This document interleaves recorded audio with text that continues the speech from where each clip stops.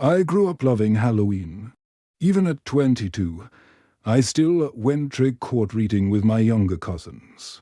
In 2019, something happened that made me stop celebrating Halloween completely. That year, I took my 10-year-old cousin Tyler around the neighborhood. It was almost 9 p.m. when we reached a house at the end of the street, the one people always avoided. The lights were off, the windows boarded up, and the lawn was completely dead. Tyler insisted we check it anyway. When we got closer, a motion sensor pumpkin suddenly lit up on the porch. Then, all the porch lights turned on at once. Someone was standing there, a tall man wearing a cheap plastic old man mask. He didn't speak, didn't move. He just tilted his head, watching us. I told Tyler we should probably skip this house, but the man suddenly raised a bowl of candy toward us slowly, like he wanted us to come closer. Tyler reached for a piece, but the man's hand suddenly grabbed his wrist, hard. I shouted at him to stop. The man released Tyler, but then he motioned for us to enter the house, not verbally, just pointing inside. And that's when we realized the door behind him was slightly open, and there were no lights inside. Nothing but darkness. I pulled Tyler away, and we started backing down the steps. The man didn't move at first, but then he stepped forward, one slow step at a time. Even in the mask, I could see him breathing heavily. We ran. I kept turning back and saw him still standing on the porch, staring at us. But as soon as we reached the end of the driveway, he stepped back inside and shut the door. Later that night, round 1 a.m., I woke up to the sound of rustling outside my window. When I looked out, I saw someone standing in my yard. The same man, same mask, but this time he was holding that same bowl of candy. He raised one hand and slowly waved at me. I froze. I didn't call the police, I didn't even move. I just stood there, staring at him. After nearly a full minute, he turned away and walked down the street, disappearing between houses. A week later, police raided that abandoned house. Not because of me, but because neighbors complained about noises. They found something inside. The house was filled with old Halloween costumes, masks, and a dirty mattress. Whoever was living there was gone. But police said someone had clearly been staying there for months. They asked if I recognized any of the masks. I nodded and pointed at the old man mask. And the officer said, "We found that exact mask in the backyard, cut open. Someone removed the inside padding. That usually means they wear it a lot. I never saw the man again. But every Halloween night since then, I still look out the window, just in case he comes back." This next story happened in 2021, at a Halloween house party my friend Megan threw. It wasn't huge, maybe 20 people, all friends from college. Round 11 p.m., a guy in a grey hoodie and a skull mask walked in. No one recognized him, but drunk people don't question anything on Halloween. Everyone assumed he was someone's friend. He never talked, didn't drink, didn't dance. He just walked around the house, slowly, looking at people. At one point, I saw him standing in the hallway, staring at me through that mask. I laughed it off, but something felt wrong. It was the way he tilted his head like he was studying me. Then he disappeared upstairs. A few minutes later, Megan asked, "Hey, do you know the guy in the hoodie? He keeps going into random rooms." I told her I didn't. So we went upstairs. The hallway was dark, and the only light came from a bedroom where the door was slightly open. Inside, The skull mask guy was standing in the middle of the room, facing the wall. We asked him who he was. He didn't answer. He didn't even turn round. Just the slow, shaky breathing.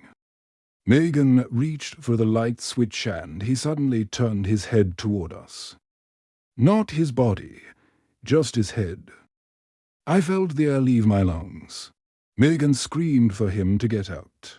He walked straight toward us, not saying a word, and brushed right between us like we weren't even there. He walked down the stairs, out the front door, and disappeared into the street. Then things got worse. Everyone thought it was funny, a creepy dude crashing a party. But when Megan checked the upstairs bedroom again, her smile dropped. The guy had left something on the bed. A Polaroid photo. A photo of me. Taken from outside the house. Through the living room window. And it looked recent. Like taken that same night. We called the police, but there was nothing they could do. No face. No ID. No threat.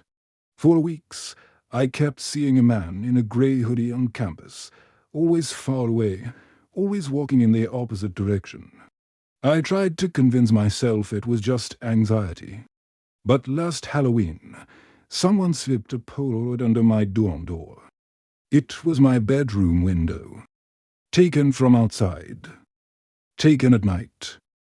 And written on the bottom was, "Nice costume again." I wasn't wearing one.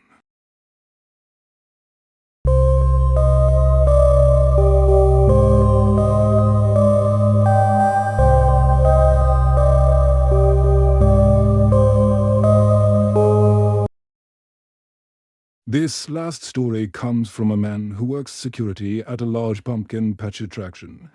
Corn mazes, hayrides, actors in costumes, typical Halloween stuff. But 3 years ago, they had to shut the attraction down for the night because of something they still don't talk. About around 10 p.m., a family reported a man following their daughter through the corn maze. They described him as wearing a dirty scarecrow mask and an old flannel shirt. That didn't sound unusual. They had actors, but none of them wore a scarecrow mask, so he went into the maze with 2 co-workers to check it out. The corn was tall enough that you couldn't see anything.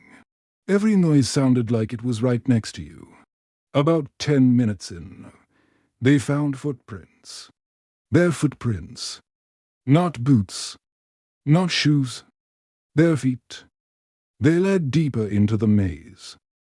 They radioed the other guards, told them to close the entrances. No one gets in or out. Near the center of the maze, they heard someone whispering. Not talking. Just whispering. They followed the sound until they saw him. A tall man wearing that scarecrow mask. He was standing completely still, facing the corn. His head twitched every few seconds, like he was listening for something. My friend shouted at him to remove the mask and put his hands up. He didn't move. He shouted again. He slowly turned toward them and began walking forward. No words. No reaction. Just that mask. He aimed his flashlight at his face and that's when the man started running. Not away from them, at them. They chased him, but he moved through the corn faster than anyone they'd ever seen. He zigzagged through rows like he knew the maze by heart. They lost him. The exits were blocked by security. Yet somehow, he was gone. No footprints. No broken corn stalks. Nothing. They reviewed security footage for hours after closing. And that's when they saw something that made his stomach drop.